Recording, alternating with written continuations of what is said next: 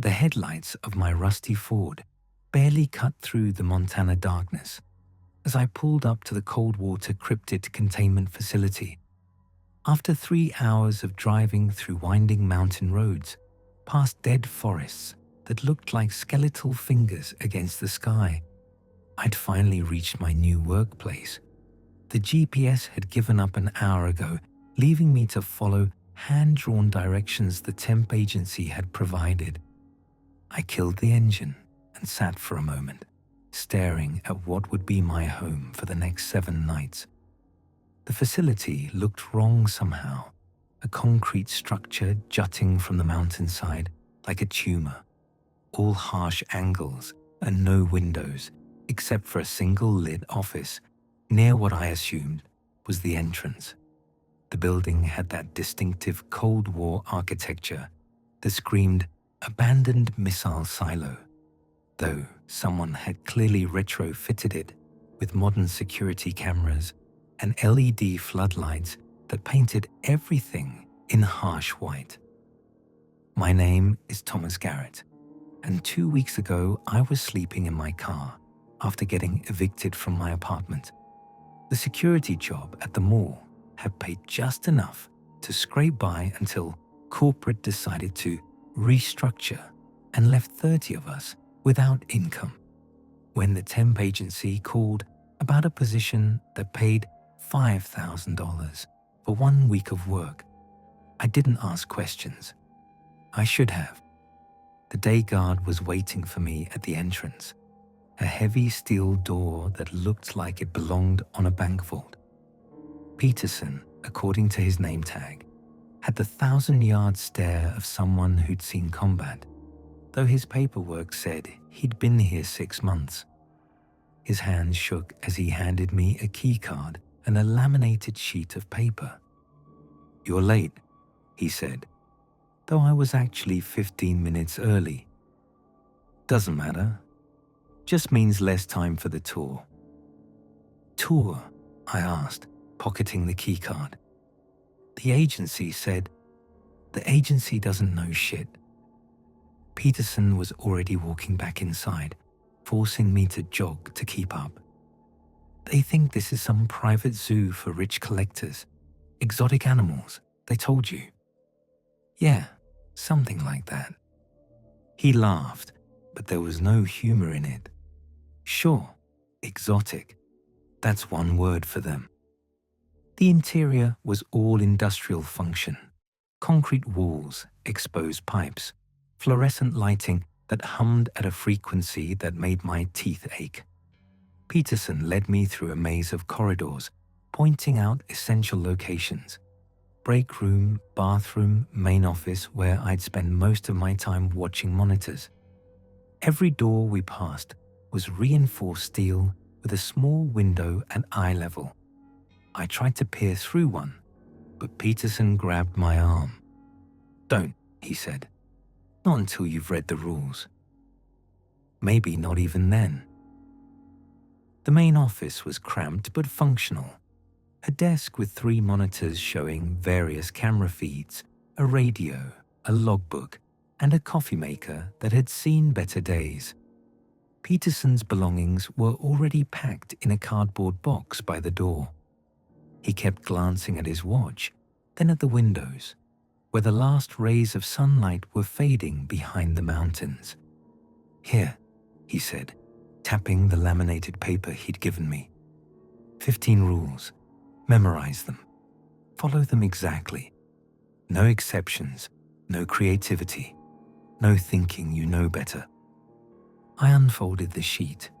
The rules were typed in plain font, some with handwritten additions in different inks, previous guards adding their own warnings, I guessed. "This is a joke, right?" I asked after scanning the first few. "Feed subject 12 at exactly 2 o'clock. Don't look at cameras in Sector 7. What is this? Some kind of hazing?" Peterson was already at the door with his box. 7 nights, Garrett. That's all you need to survive. 7 nights and you walk away with the money and your life. Break the rules. He trailed off, shaking his head. Just don't break the rules. Wait, I called after him, but he was already heading down the corridor. What about the actual job? Protocols, emergency procedures? It's all in the rules, he called back without turning. Everything you need to know is in the rules. The vault door slammed shut behind him with a finality that made my stomach clench. I was alone. The fluorescent lights hummed.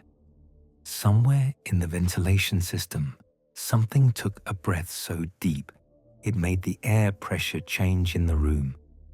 I looked down at the rules again, reading them properly this time. Cold water facility, security, protocols. Follow exactly. No exceptions. Never look directly at the cameras in Sector 7. If you hear children laughing between midnight and 3, stay in the office. Feed Subject 12. Exactly at 2 o'clock. No earlier, no later. The thing in Cell 9 lies. Never believe it. Never respond. If the lights flicker 3 times, close your eyes and count to 30. Check the mirror in the hallway every hour. If your reflection is delayed, run. Never open Cell 4 during a full moon. If you smell copper and honey, hold your breath until you reach the office. Subject 18 must hear a lullaby at 4 o'clock, or it starts screaming. Don't acknowledge the woman in the Victorian dress. She's not real. If Cell 15's door is open, don't close it. Hide instead. Never eat food left in the break room fridge by previous guards. If you hear your mother's voice, she's already dead. Don't answer. The basement is off limits after 1 o'clock. If you survive 7 nights, never come back. Handwritten additions covered the margins. Subject 12 knows if you're early. Lost 2 fingers learning that. RL. The lullaby can be anything. Just make it gentle. Unnamed. Cell 9 knew my daughter's name. KL. I set the paper aside and checked the monitors. Most showed empty corridors, but several cameras pointed at those reinforced doors. In the bottom corner of each feed was a number, the cell designation, I assumed. I found Cell 9 and leaned closer to the screen, trying to see through the small window.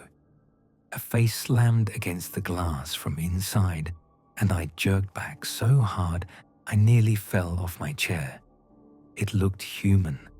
A young man, maybe 19, with desperate eyes and palms pressed against the window.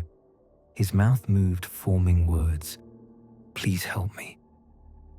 My hand moved toward the radio before I remembered Rule 4. The thing in Cell 9 lies. I forced myself to look away, to check the other monitors. Most cells were dark, their occupants invisible. But I could see shadows moving, shapes that didn't quite make sense. In one cell, something with too many joints paced back and forth.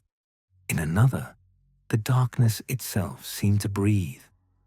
The ventilation system shuddered again, that deep inhalation that seemed to come from the building itself. I checked my watch. 8:47. My first shift had officially begun. I tried to settle into routine, making notes of each monitor, familiarizing myself with the layout. The facility was larger than it appeared from outside, 3 sublevels according to the elevator panel, though I noted the basement button had been covered with duct tape and a handwritten sign, after 1 a.m. equals death. At 9 o'clock, I decided to do my first patrol. The rules didn't say anything about staying in the office all night, just that I should be there during specific times. I grabbed the flashlight from the desk drawer. Heavy duty, more club than torch. and ventured into the corridor. The fluorescent lights flickered as I walked, but only twice, so I kept going. Each cell door had a small placard with the subject number and feeding instructions. Most were straightforward. Raw meat, 2 pounds, slot 3, or no feeding required. Cell 4's sign just said, never during full moon, in red marker. I paused at cell 12, checking my watch. 5 hours until feeding time. Through the window, I could see only darkness, but something in there shifted when my flashlight beam hit the glass. Pale fingers, too long and too thin, retreated from the light. Okay, I muttered to myself. Exotic animals. Sure. The corridor ended at a T-junction. To the left, a sign pointed to sectors 5 to 7. To the right, the basement access. I turned left, curious about the cameras I wasn't supposed to look at. The hallway here felt different, colder, older. The concrete walls wept moisture, and my footsteps echoed wrong, like the space was larger than it appeared. I found Sector 7 at the end of the hall. 3 cameras mounted on the ceiling, all pointing at a single unmarked door. I kept my eyes on the floor as I passed, but in my peripheral vision, I saw the monitors weren't showing what they should. Instead of the door, they displayed something else, somewhere else. A room I hadn't seen, filled with. I jerked my head away before I could see clearly, Peterson's warning echoing in my mind. Whatever was behind that door, whatever those cameras were really watching, I didn't need to know. On my way back, I passed the hallway mirror mentioned in Rule 6. It was ancient, the silver backing spotted with age, mounted in an ornate frame that didn't match the industrial aesthetic. I stood in front of it, checking my reflection. Normal, immediate. I waved my hand, and my reflection waved back without delay. Hourly checks, I said to my reflection. I can do that. Back in the office, I settled in with the logbook. Previous guards had left entries, though most were basic. 2 o'clock, fed subject 12, or 4 o'clock, sang to subject 18. But some entries were different. Night 3, the Victorian woman stood outside the office for 3 hours. I didn't look directly at her, but I could see her in the monitor's reflection. She's getting clearer. Night 5. I think I understand now. This isn't a prison. It's a feeding ground. We're not guards. We're the supply. Night 6. Don't trust the rules. They're designed to break us. The 7-night limit isn't for our safety. That last entry was scratched out, but I could still read it. Below, in different handwriting, disregard above. Gardner broke on night 6. Follow the rules. Management. Midnight came faster than expected. I was reviewing the feeding schedule when I heard it. Children laughing. Not the creepy, distorted laughter you'd expect in a horror movie, but genuine, joyful giggles, like kids at a playground. It came from everywhere and nowhere, echoing through the ventilation system. I stayed in my chair, hands gripping the armrests. The laughter grew closer, and through the office window, I saw small handprints appearing on the glass. They materialized from nothing, pressing against the window from outside, leaving greasy smears. Child-sized handprints, but with too many fingers. The laughter continued for 20 minutes. I kept my eyes on the monitors, trying to ignore the handprints multiplying across the window, trying not to think about what would happen if I opened the door. When the sounds finally faded, the handprints remained. and I noticed something that made my skin crawl. They were on the inside of the glass. At 2 o'clock, my watch alarm beeped. Feeding time. I grabbed the cooler from the break room fridge, labeled Subject 12, Do Not Eat, and made my way to the cell. The cooler contained wrapped packages of raw meat, the blood already pooling at the bottom. Cell 12 had a feeding slot at waist height, with a mechanism similar to those bank deposit boxes. You put items in from one side, close it, and only then can the other side open. I placed the first package in the slot and pushed it through. The response was immediate.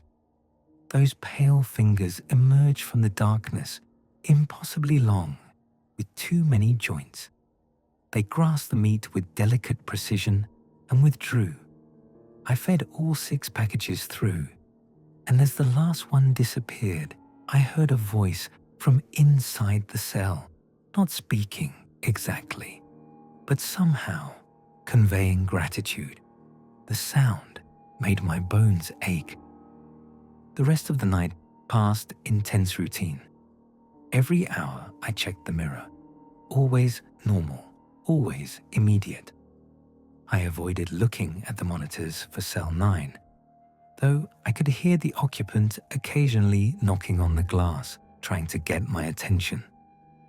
At 4 o'clock, I stood outside cell 18 and sang Twinkle, Twinkle, Little Star in the most soothing voice I could manage. Something inside the cell stirred, made a sound like a sigh, and settled back into silence. Dawn came at 6:47, and with it, a sense of relief so profound, I nearly cried. I'd survived my first night, only 6 more to go. Peterson didn't come back. A note on the desk said the day shift had been discontinued, and I should lock myself in for safety during daylight hours. The windows were covered with steel shutters anyway, so I couldn't see outside. I made myself coffee, ate a sandwich I'd brought, and tried to sleep on the break room couch. But sleep brought dreams of pale fingers and children's laughter, of mirrors that showed the wrong reflections, and beneath it all, the sound of the building breathing. Night 2 began with the Victorian woman.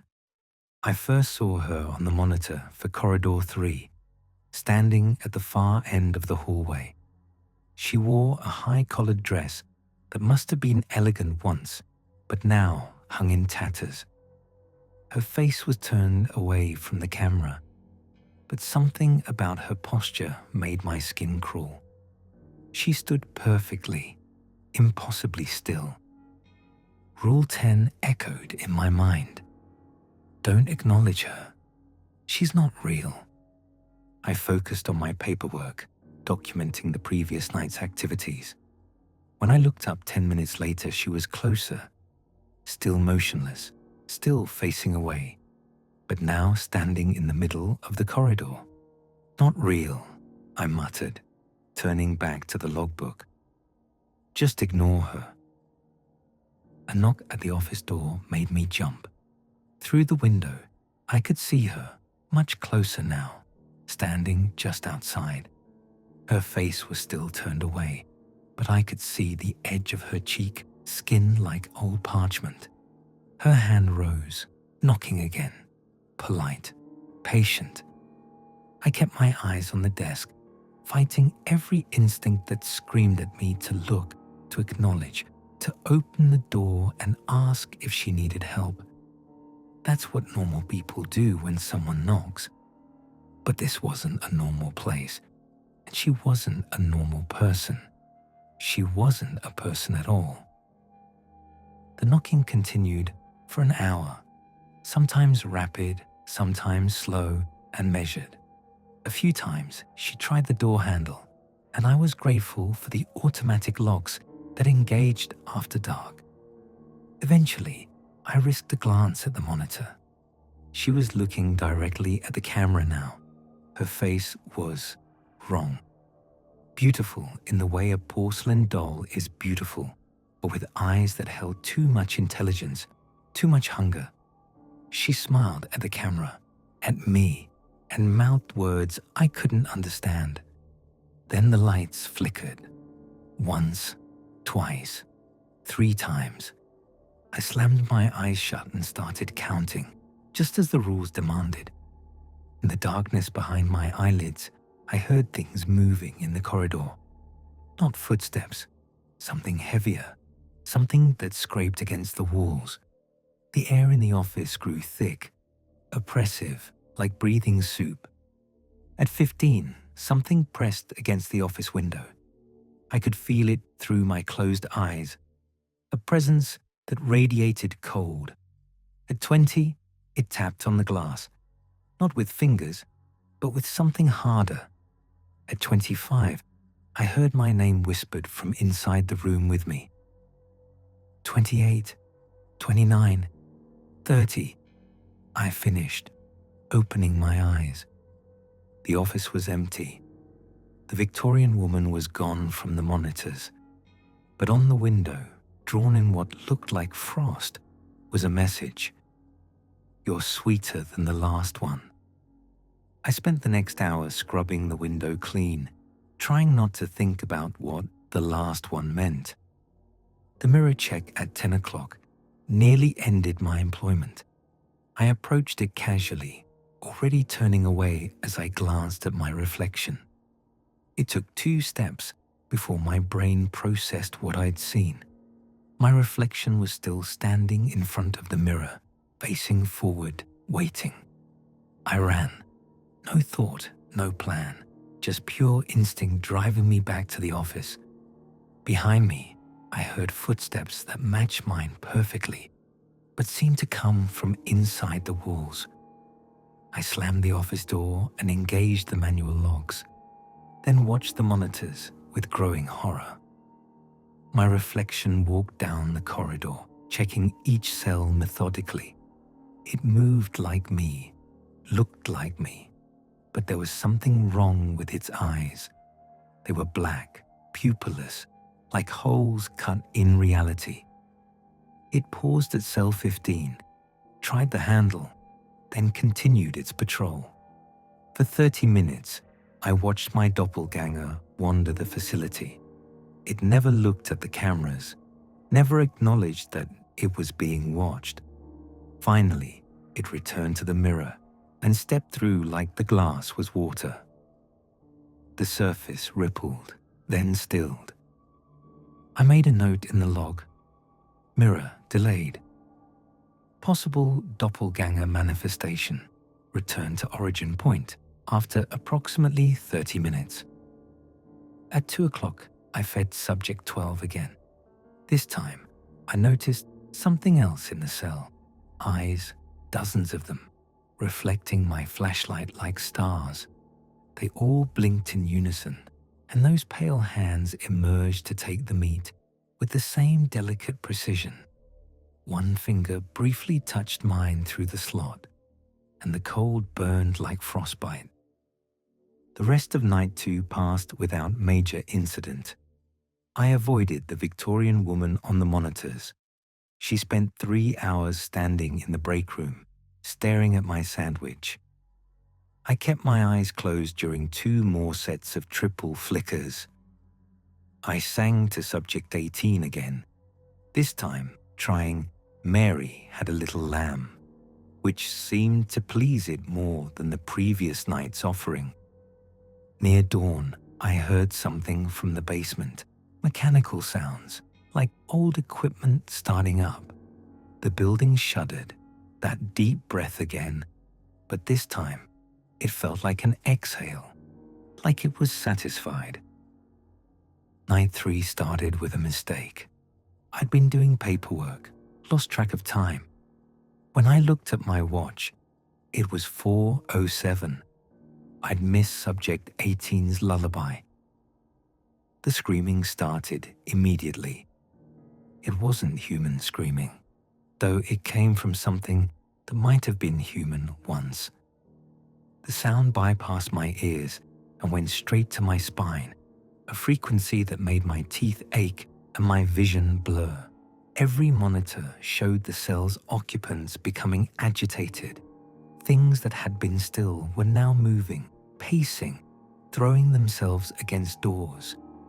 In cell 9, the lying thing pressed against the window, its mouth forming words I could lip read.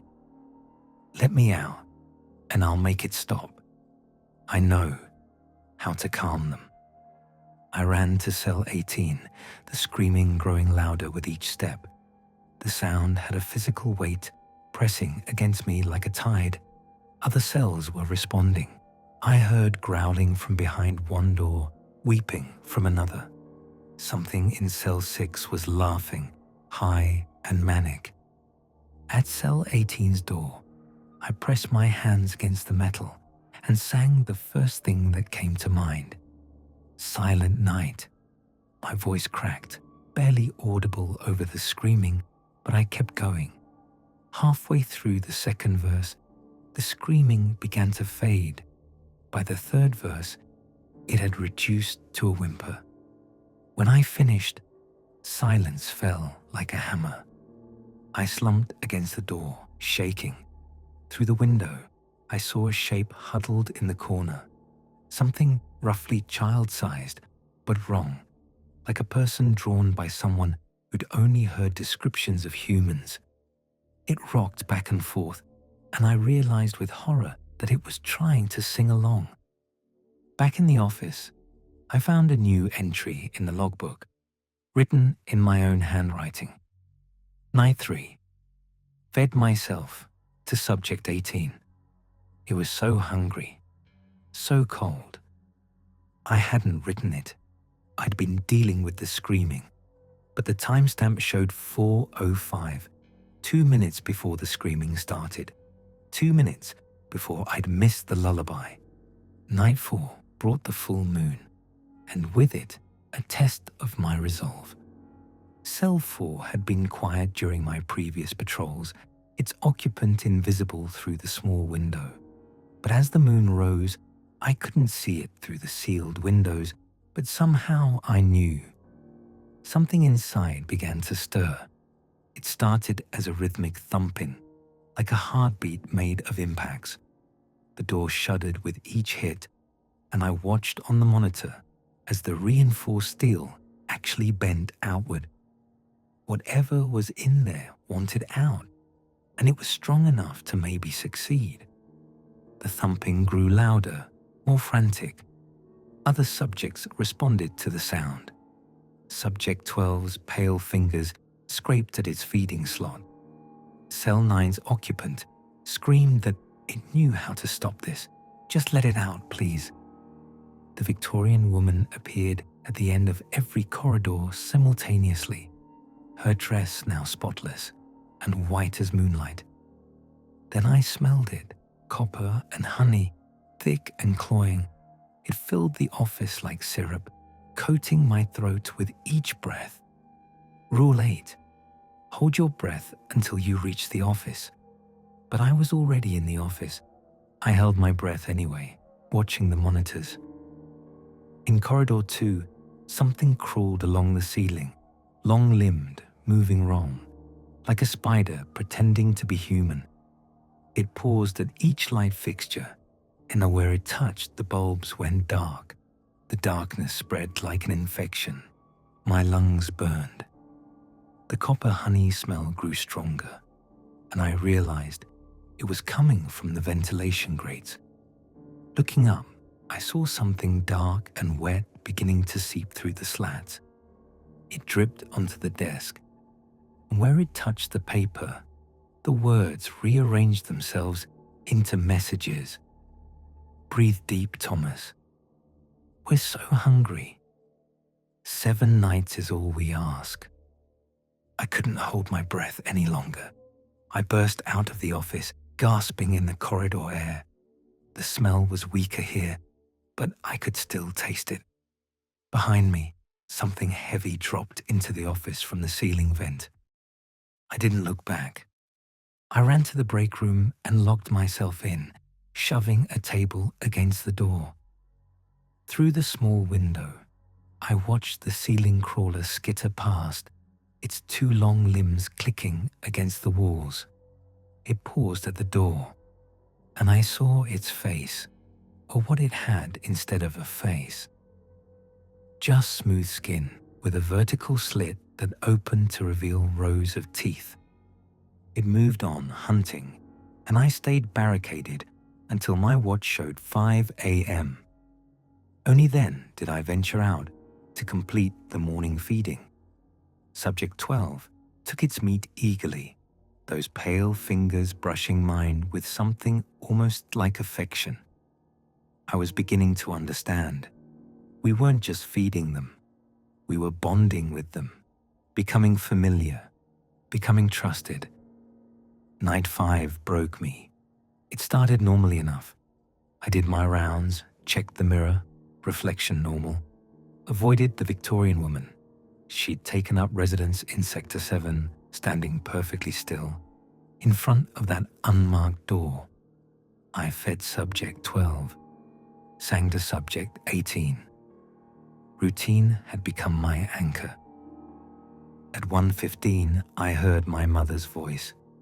It came from the basement, muffled but unmistakable. She was calling my name, saying she was hurt, needed help. My rational mind knew it was impossible. My mother lived in Florida, thousands of miles away. But the voice knew things. It mentioned my childhood dog, the nickname only she used, the song she'd sing when I was sick. I found myself at the basement door before I realized I'd left the office. The duct tape had been peeled back, the sign gone. The door stood slightly open, and I could see stairs descending into darkness. My mother's voice echoed up, "Tommy, please baby, I'm hurt. They brought me here. Please help me." Rule 13 screamed in my mind. If you hear your mother's voice, she's already dead. Don't answer. But what if the rule was wrong? What if this was real and I left her down there? "Mom?" I called down and immediately knew I'd made a mistake. The voice changed, became eager. Yes, it's me. Come down, Tommy. Come see what they've done to me." I started down the stairs. Each step felt wrong, like walking through water. The darkness was absolute, my flashlight beam seeming to stop just feet from the bulb. Behind me, the door swung shut with a click. "That's it," my mother's voice cooed. "Just a little further." I descended for what felt like hours but was probably minutes. The concrete stairs gave way to something older, carved stone, worn smooth by age.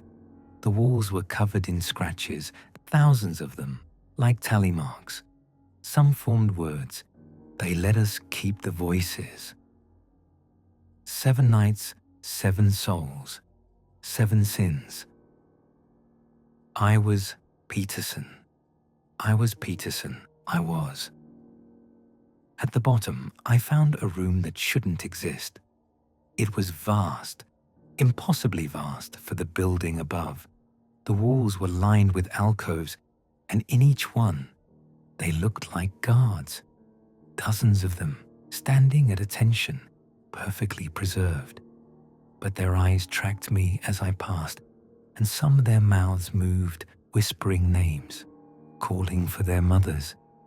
At the center of the room sat a figure in a chair. It wore my mother's face, but the body was wrong. Too tall, too many joints, skin that shifted like liquid. It smiled with her smile and spoke with her voice. "There you are, baby. I've been waiting so long. We all have." I understood then. The 7-night limit wasn't for our protection. It was how long the feeding took, how long it took for them to hollow us out, learn our voices, add us to their collection. Every guard who'd survived 7 nights hadn't walked away. They'd walked down here.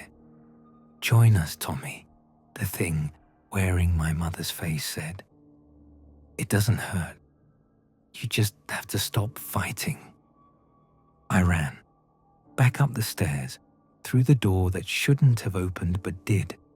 I burst into the bathroom and vomited until nothing came up but bile. When I checked my watch, only 5 minutes had passed since I'd heard her voice, but my hair had gone grey at the temples. I spent the rest of night 5 in the office, doors locked, ignoring everything. The Victorian woman pressed her face against the window for hours. Cell 15's door swung open, but I didn't investigate.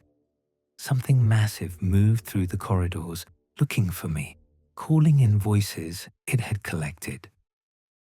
Near dawn, I found Peterson's final message.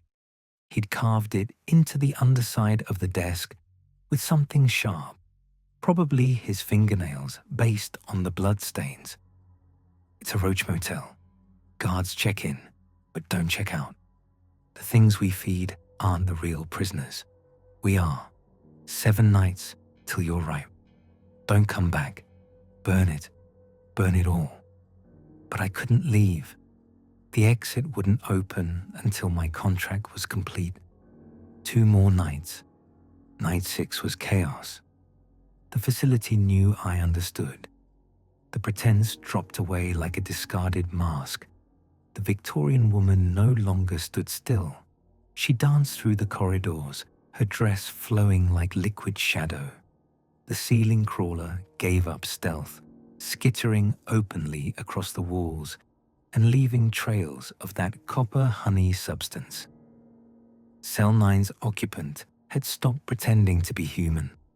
Through the monitor, I saw it pressed against the window, a mass of faces, all speaking in unison, telling different lies with perfect sincerity. Cell 15's door wasn't just open, it was gone. The frame twisted like something massive had forced its way through. At 2 o'clock, I went to feed Subject 12. The pale fingers emerged as always, but this time they beckoned me closer. Against every instinct, I leaned toward the feeding slot. A voice like grinding stone spoke from the darkness. "You taste like understanding, so much sweeter than ignorance. One more night, and you'll be ready." I fed it with shaking hands, and it stroked my fingers almost tenderly before withdrawing. The mirror showed horrors now. My reflection was there, but behind it stood all the guards who'd come before. Peterson, Gardner, names I'd read in the logbook. They watched me with black eyes, mouthing warnings I couldn't understand. Subject 18 didn't need a lullaby anymore. When I passed its cell at 4 o'clock, it was already singing, a wordless melody that made my bones resonate. Other cells picked up the harmony, creating a choir that filled the facility. It was beautiful. It was terrible. It was calling something. The building breathed deeper now, long inhalations that made the walls flex. In the break room, my half-eaten sandwich had grown teeth. The coffee in my mug showed reflections of places that didn't exist. The logbook filled itself with entries in my handwriting, documenting things I hadn't done. Night 6, open cell 4. The moonlight tasted like silver. Night 6, let the Victorian woman in. She's so cold. Night 6, fed myself to Subject 12. It said I wasn't ready yet. I tried to stay in the office, but the monitors showed me impossible things. Corridors that led to stars. Cells that opened onto prehistoric landscapes. The basement door standing open, with all those preserved guards marching up in perfect formation. Then I saw myself on the monitors. Not my reflection. Me. I watched myself sitting at the desk, writing in the logbook. But I was standing in the break room. 7 nights, my desk self said to the camera, "That's all. Just one more, and you can rest." I barricaded myself in the supply closet for the last 3 hours, listening to the facility come alive around me. Something massive moved through the building, its footsteps shaking dust from the ceiling. Voices called my name, my mother, my ex-girlfriend, my dead grandfather, the pizza delivery guy from last Tuesday. All collected, all preserved. When dawn broke, the sound stopped instantly. The sudden silence was worse than the chaos. Night 7. Final night. I knew what was coming. The facility had dropped all pretense of being a prison. It was a processing plant, and I was nearly ready for harvest. But I still had to play out the script. 7 nights. That was the deal. I did my rounds like a condemned man walking to the gallows. The Victorian woman walked beside me, no longer hiding. She chatted pleasantly about guards she'd known, meals she'd enjoyed. Her teeth were too sharp when she smiled. "Peterson lasted 8 nights, she said, conversationally. "We had to put him back in the basement for more seasoning. But you're perfect, Thomas. Right on schedule." Every cell door stood open now. The occupants didn't flee. They watched me pass with hungry patience. Subject 12's pale hands applauded as I walked by. Cell 9's many faces grinned in unison. The ceiling crawler dropped down to walk beside me, mimicking my gait with disturbing accuracy. In the office, all 3 monitors showed the same thing. The basement room. The preserved guards stood in neat rows, and in the center, a new chair waited. My name was carved into the backrest. At midnight, the children's laughter returned. But now I recognized the voices.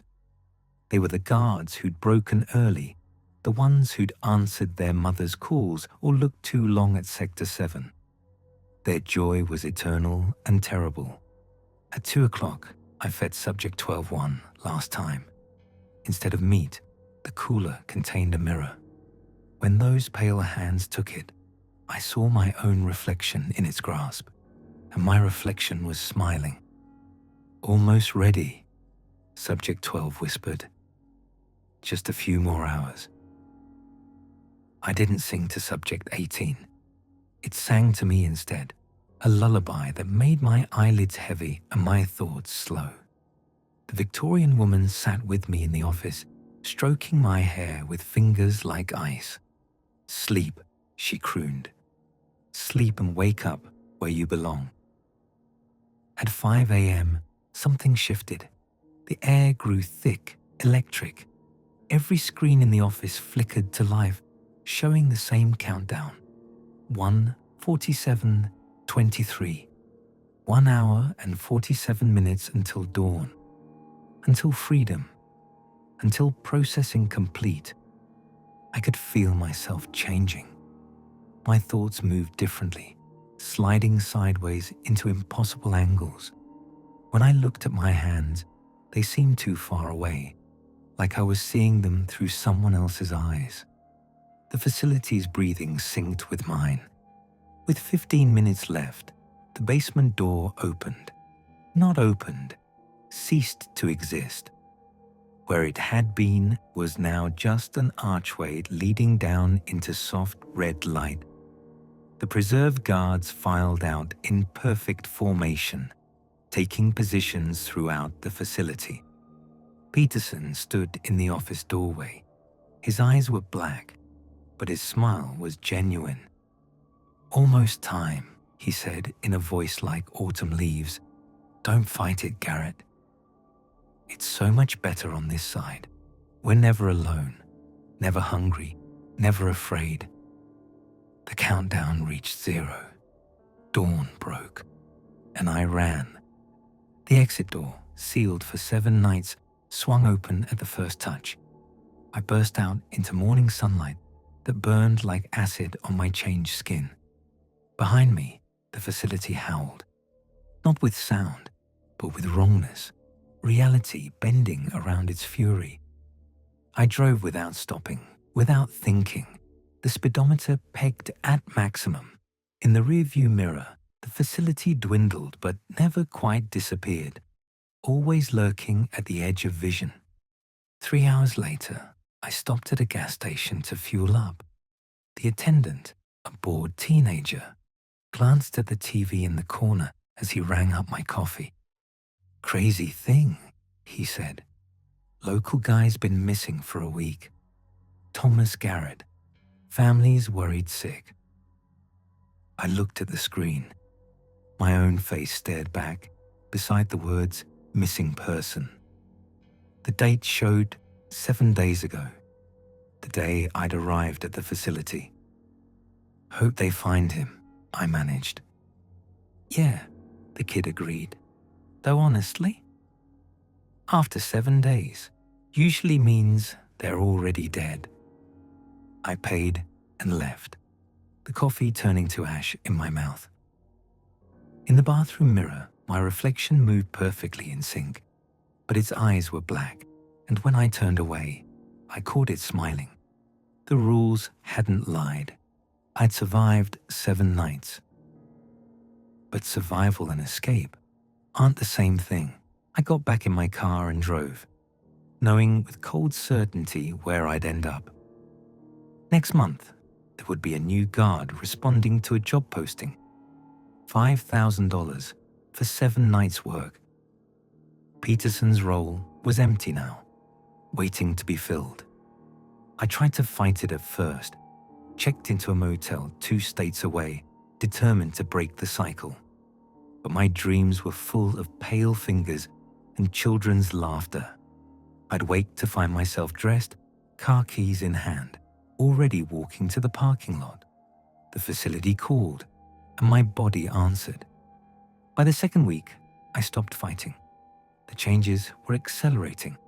Food tasted like copper and honey, mirrors showed too many reflections, and sometimes I'd lose hours, coming to consciousness in strange places. Once, I found myself in a playground at 3 a.m., pushing empty swings while humming Subject 18's lullaby. The worst part was the hunger, not for food. I couldn't stomach anything solid anymore. It was a deeper need, a hollowness that gnawed at my bones. I understood now why the facility needed new guards, why it could only keep them for 7 nights.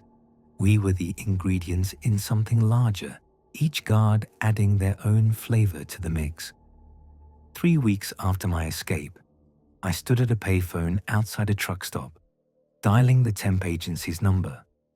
My fingers moved without my permission, and when I spoke, it was with perfect calm. "I'm calling about the security position at Coldwater. I understand you need a new night guard." "Oh, wonderful." The receptionist sounded relieved. "We've had such trouble filling that position. The last guard just left. No notice or anything. When can you start?" "Tonight," I heard myself say. The drive back to Montana felt like coming home. The dead forest welcomed me, branches reaching across the road like grasping fingers. The facility squatted against the mountainside, patient as stone. The door opened before I could knock. Inside, everything was as I'd left it. The monitors hummed in the office. The logbook lay open to a fresh page. The laminated rules sat on the desk, waiting for the next guard. But there were new additions to the margins. Guard 237, Garrett. Completed processing. Exceptional quality. Recommend similar profile for next selection. Subject 12, particularly pleased with 237's flavor. Request more guards with existential dread. Basement integration successful. 237 now stationed at entrance. Will make excellent greeter. I realized I'd been standing in the office for hours, perfectly still, when a car's headlights swept across the parking lot. Through the window, I watched a young woman exit her vehicle. Mid-20s, nervous energy, checking the building against a crumpled printout. Another desperate soul answering an ad that promised more money than it should. I walked to the entrance, my movements fluid in a way they'd never been before. She knocked, and I opened the door, offering my best, reassuring smile. The one I'd practiced in mirrors that showed too many faces. "You must be the new night guard," I said, noting how she relaxed at my normal appearance. "I'm Garrett. I'll be showing you around." "Oh, good." She laughed nervously. The agency made this place sound so creepy. They said the last guy just vanished. "People exaggerate," I assured her, leading her inside. "It's really just a standard security job. Watch some monitors, follow some rules, easy money." I gave her the tour, pointing out the break room, the bathroom, the office where she'd spend most of her time. She tried to peer through the cell windows, but I gently discouraged her. "Better to read the rules first," I suggested, handing her the laminated sheet. Her face went through the same journey mine had. Disbelief, nervous laughter, growing unease. "Is this a joke?" "7 nights," I said, already backing toward the door. "That's all. Just 7 nights, and you walk away with the money." "Wait," she called after me. "What about training? Protocols?" "It's all in the rules," I replied, the words flowing automatically. "Everything you need to know is in the rules." I left her there, confused and alone, the vault door sealing with finality. But I didn't go far. I couldn't. My place was here now, part of the facility's ecosystem. During the day, I stood in the basement with the others, learning their stories, understanding my role in the great feeding. Peterson had been here the longest, the first successful processing. He told me about the early days, when the facility was still learning, still perfecting its methods. "The 7-night cycle was my idea," he said proudly. "Long enough for proper marination, short enough that they don't break completely." "What are we feeding?" I asked, though part of me already knew. "Does it matter?" Gardner answered from his alcove. "We're part of it now. The facility, the subjects, the guards, all one system, all one hunger." As the days passed, I felt myself settling into the role. The new guard, Jennifer, according to the logs, was doing well. She followed the rules, fed Subject 12 on time, sang to Subject 18. On night 3, she ran from her delayed reflection with appropriate terror. On night 4, she barricaded herself during the copper honey incident. But I could taste her changing, feel her resistance weakening. Each night, she looked a little more hollow, moved a little more like us. The facility was patient. It had all the time in the world. On her night 5, she heard her father's voice from the basement. I listened from below as she called out to him, sealing her fate. When she descended the stairs, we were all waiting, standing at attention in our alcoves. "Welcome," we said in unison, our collected voices making the walls shake. "Just 2 more nights." She ran, of course. They always ran after the basement, but she'd return. We all did. On night 7, I took my position at the entrance, waiting. Dawn broke, and Jennifer burst out of the facility, wild-eyed and shaking.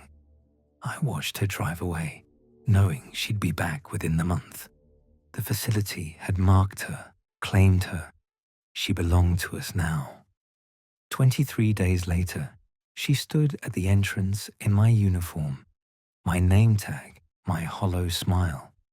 The cycle continued. "You must be the new night guard," she said to the young man at the door. "I'm Jennifer. I'll be showing you around." In the basement, we shifted to make room for one more alcove. The facility breathed deep, satisfied. For now. But the hunger always returned, and there were always more guards answering ads that promised too much for too little. $5,000 for 7 nights' work. Such a small price for a soul. I stood in my alcove, eyes open but unseeing, and waited for the next feeding.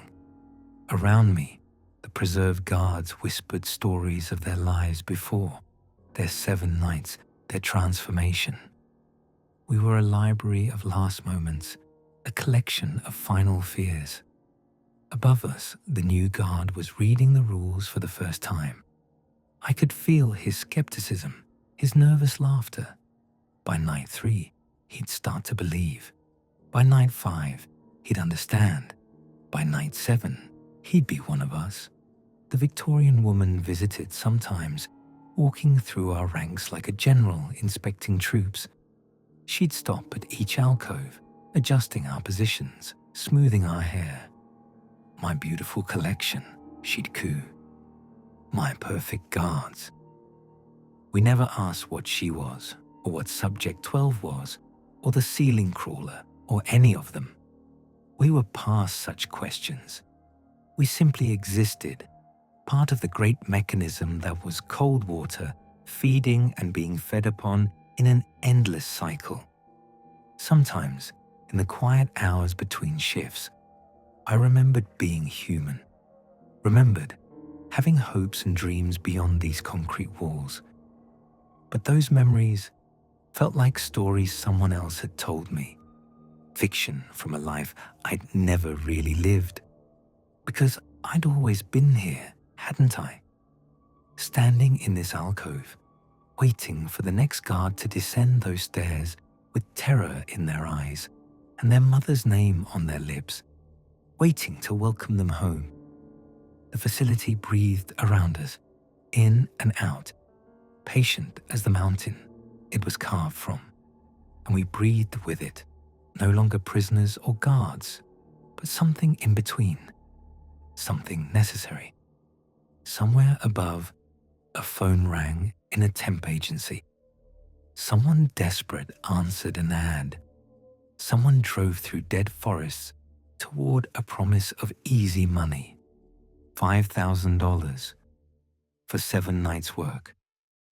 The cycle continued, and in my alcove, I smiled with too many teeth, waiting to say the words I'd heard so many times before, the words that would someday be said to the guard who replaced the guard who replaced the guard who was reading the rules right now. "Welcome to cold water. Just 7 nights. That's all we ask. Just 7 nights until you are one of us. Forever."